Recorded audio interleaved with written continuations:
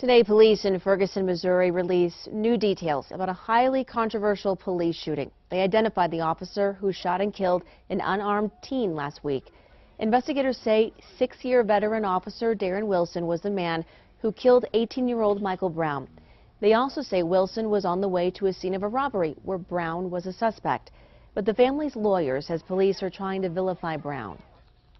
Attack the victim, assassinate the character, and try to justify the actions, the execution-style murder of this kid in broad daylight.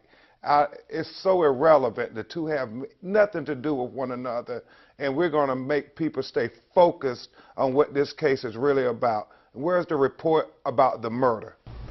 The friend who was with Brown during the shooting was also suspected in the robbery, but police say he will not be charged.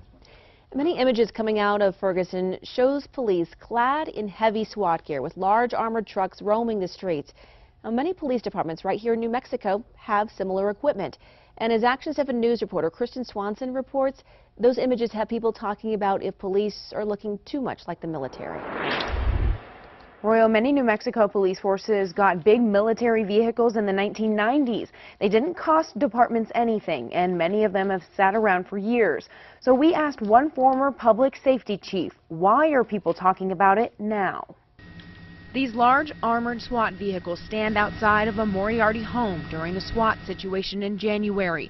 New Mexico State Police use them. So do smaller police forces, like in Hobbs. And even here in Albuquerque, police have sent these large military-style trucks out into the streets to help protect the officers and the public. But former Albuquerque Public Safety Chief Nick Bacchus says police around the country face a problem. He calls it the Goldilocks dilemma. Of what is too much, what is too little, and what is just right. And he asks, how much heavy military-style armor should police departments use? And I think there has been a tendency to err on the side of too much. Bacchus says this discussion is nothing new. The topic of militarization of police has been ongoing now for years. But images of Ferguson police suited up in riot gear sparked a national conversation on the militarization of police in the United States. The sights, Bacchus says, are familiar to New Mexico. I think certainly what we've experienced here in Albuquerque and what's now happening in Ferguson brings it to the forefront. But Bacchus says both law enforcement and the people they serve should take a step back. I would ask, do we need it? What is the purpose of it? Does it get us to the goal of serving and protecting that we all want to get to?